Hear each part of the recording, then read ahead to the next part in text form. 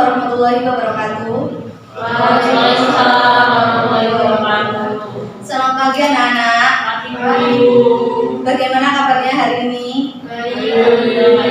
Alhamdulillah. Sebelum kita memulai pembelajaran hari ini, saya minta tolong untuk ketua kelas memimpin doa. Baik, sebelum kita memulai pembelajaran pada pagi hari ini, alangkah baiknya kita berdoa menurut kepercayaan dan agama masing-masing yang baik. Selesai. Baik, terima kasih. Selanjutnya saya akan mempresensi atau mengecek kehadiran dari kalian. Apakah hari ini ada yang tidak masuk?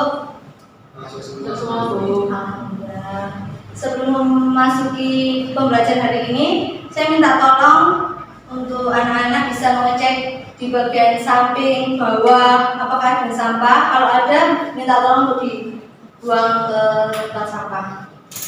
Apakah ada? Oh, tidak ada. Selanjutnya bisa cek kerapian dari atas sampai bawah.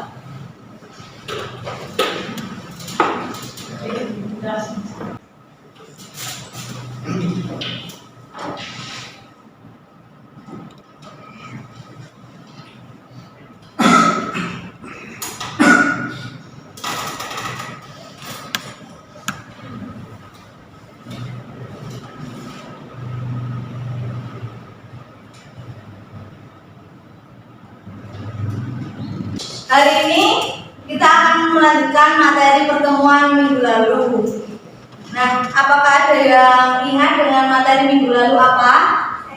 Oke, Nita, silakan. Perekonomian pada masa kemerdekaan. Benar sekali. Nah, materi minggu lalu akan berhubungan dengan materi kita hari ini. Mungkin dari anak-anak ada yang tahu kegiatan apa di gambar ini? Perdagangan internasional. Benar sekali, yang dijawab oleh Akwin merupakan gambar dari perdagangan internasional yang hari ini akan kita bahas bersama-sama terkait perdagangan internasional. Selanjutnya saya akan menjelaskan terkait tujuan pembelajaran hari ini. Yang pertama yaitu peserta didik mampu menjelaskan pengertian ekspor dan impor melalui mengamati video dengan bahasa sendiri. Yang kedua yaitu peserta didik mampu memahami cara transaksi perdagangan internasional setelah mengamati video dengan bahasa sendiri. Yang ketiga, peserta didik mampu mengetahui faktor pendorong perdagangan internasional setelah membaca buku paket dengan bahasa sendiri. Yang keempat, peserta didik mampu mengetahui hambatan perdagangan internasional dengan bahasanya sendiri setelah membaca buku paket. Yang kelima yaitu peserta didik mampu menganalisis kebijakan perdagangan internasional setelah membaca buku paket dengan bahasa sendiri. Dan yang terakhir, peserta didik mampu mempresentasikan hasil diskusi tentang perdagangan internasional secara kelompok dengan secara lancar. Baik, anak-anak di sini ada yang tahu produk negara kita yang diekspor ke luar negeri?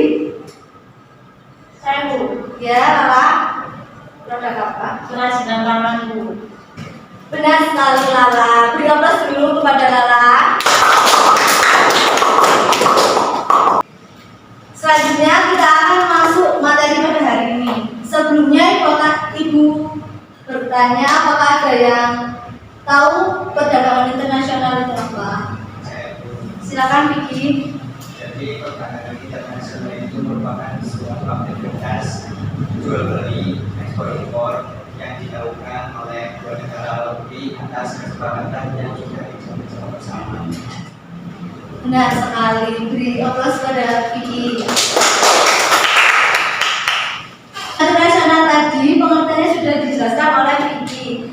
Mungkin ini sedikit dari pengertian yang lebih konkret yang dijelaskan oleh Vicky tadi. Oke, next yaitu kita masuk pada aktivitas perdagangan. Di sini tuh ada dua aktivitas, yaitu ada ekspor. Ekspor sendiri itu merupakan suatu kegiatan menjual barang ke luar negeri. Tujuannya untuk memperoleh keuntungan. Orang yang melakukan ekspor di sini disebut dengan eksportir. Selanjutnya yaitu impor. Impor sendiri merupakan suatu kegiatan membeli barang dari luar negeri masuk ke negara kita seperti itu. Nah, orang yang melakukan impor itu disebut importir. Selanjutnya yaitu cara transaksi perdagangan internasional. Di sini itu ada dua, yaitu pembayaran secara tunai dan pembukuan rekening atau open akun.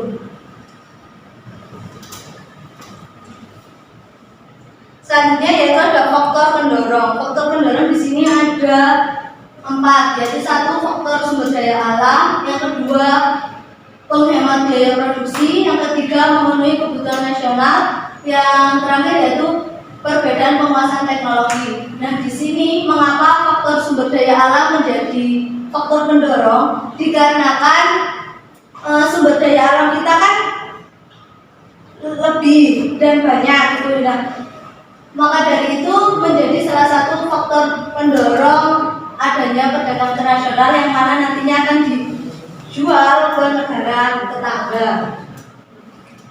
Dan selanjutnya yaitu ada hambatan perdagangan internasional. Di sini ada 3. Yang 1 perbedaan mata uang, 2 kebijakan tiap negara berbeda, dan yang terakhir adanya konflik serta peperangan. Hambatan di sini ada perbedaan mata uang. Mengapa menjadi hambatan? Menjadi hambatan karena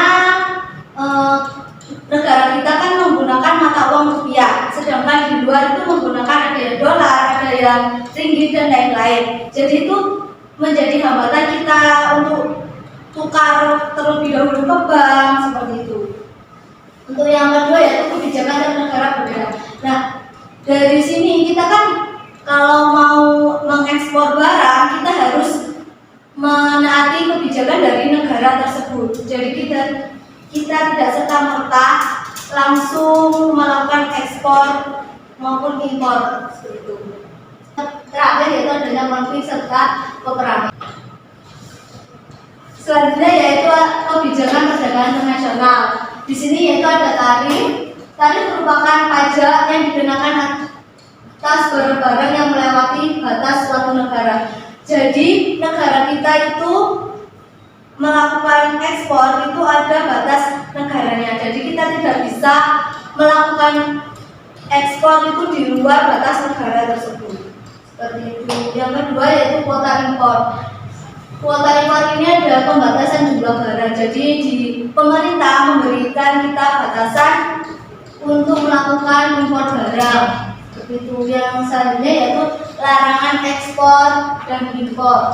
Nah, larangan ekspor sendiri merupakan kebijakan pemerintah melarang barang dan jasa dijual keluar batas negara. Nah, jadi nomor 3 dan 2 itu sedikit sama, yang mana itu tidak boleh keluar dari batas negara. Itu tadi penjelasan materi dari Ibu. Selanjutnya ada yang ingin ditanyakan terkait materi yang barusan saya paparkan. Oke, kita silakan. Mengapa negara kita melakukan kegiatan impor barang dari luar negeri? Oke, terima kasih. Jadi anak-anak ada yang bisa menjawab pertanyaan dari wanita sebelum menjawab? Tidak, Bu. Oke. Mengapa negara kita melakukan impor ke luar negeri? Karena negara kita tidak dapat memenuhi kebutuhan dari masyarakat kita, seperti itu. Apakah ada yang ingin ditanyakan lagi? Tidak, Bu. Oke, selanjutnya Ibu akan membagi kelompok. Setiap kelompok berisikan 3 orang anak. Mungkin bisa dihitung mulai dari kanan, dihitung dari 1 sampai 3. 1. Banyak kekayaan alam yang menjadi komoditas ekspor. Namun komoditas ekspor yang berkontribusi menggerakkan ekonomi tanah ini harus menemui banyak kendala. Kendala kali ini datang dari Uni Eropa yang memperlakukan undang-undang baru mengenai deforestasi atau alih berulang keseluruhan. Tawaran tersebut sudah disetujui sejak April dan resmi berlaku sejak 16 Mei. Eropa menyatakan undang-undang ini dilakukan untuk meminimalkan resiko berkelanjutan dari pembahasan merancang pencegahan adalah minyak sawit, sapi, kayu, kopi, serta karet dan wilayah. Ekspor Selanjutnya itu akan membagikan RKBD yang mana di dalamnya ada instruksi untuk mengerjakan komoditas yang merancang pencegahan adalah minyak sawit, sapi, kayu, kopi, serta karet dan wilayah. Ekspornya harus menjaga produk yang diekspor dengan berasal dari kawasan negara tersebut.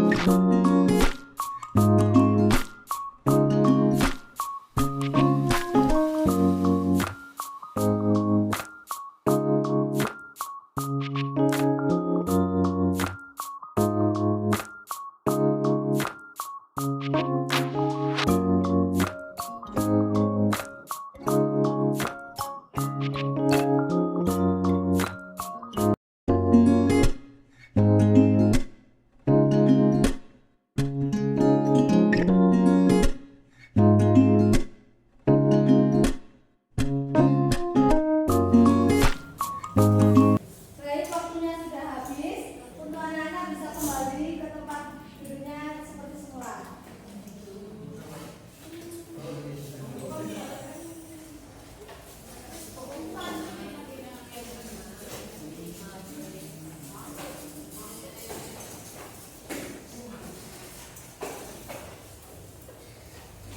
Selanjutnya, perwakilan dari kelompok bisa maju ke depan. Siapa? Oke, Minta, silakan.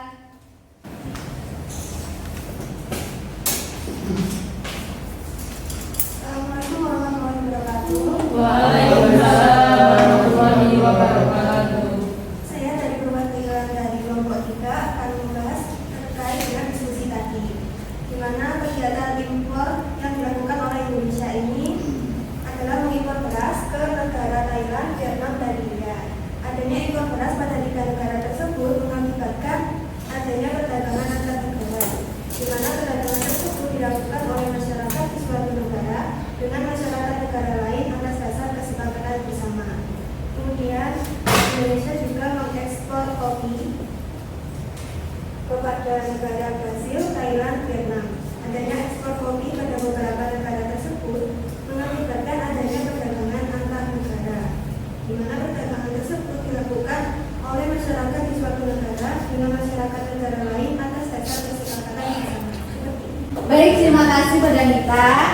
Anak-anak di sini ada yang ingin bertanya terkait presentasi dari teman kalian? Tidak boleh. Oke, kalau tidak ada silakan. Beri aplaus pada teman kalian yang berpresentasi. Selanjutnya kita masuk pada kesimpulan pembelajaran hari ini. Mungkin sebelum Ibu simpulkan, dari anak-anak ada yang mau menyimpulkan terlebih dahulu? Saya Bu. Silakan, Abin. Jadi pada pertemuan kali ini kita membahas tentang perdagangan internasional yang di dalamnya terdapat aktivitas ekspor dan impor. Benar sekali. Nah, kesimpulan dari kita hari ini, kita mempelajari terkait perdagangan internasional yang mana di dalamnya ada pengertian ekspor, impor, dan juga ada kebijakan perdagangan internasional, ada faktor pendorong, dan juga ada cara transaksi seperti itu. Baik, untuk memperdalam pemahaman kalian pada materi hari ini, sudah Ibu kirimkan di WA Group berupa soal sebanyak 5 Ibu beri waktu selama 5 menit, bisa dikerjakan dari sekarang. Sudah, Bu. Baik, waktunya sudah habis. Nah, ini merupakan contoh soal nomor 1. Disebut apakah orang yang melakukan kegiatan ekspor? Ekspor. Nah, benar sekali. Bagaimana ekspresi kalian hari ini? Capek, Bu. Oke, capek. Yang tengah, Bu. Oke, capek kenapa? Karena Udah jam berapa? sudah benar sekali. Selalu tisu. Sebelum Ibu mengakhiri pembelajaran hari ini, anak-anak bisa mempelajari materi selanjutnya yang mana terkait kerjasama antar negara. Bisa di searching di Google, bisa lihat di buku ataupun yang lainnya. Saya minta tolong kepada ketua kelas untuk memimpin doa sebelum pulang. Silakan. Baik, sebelumnya nampaknya kita akan lebih dahulu. Pertama,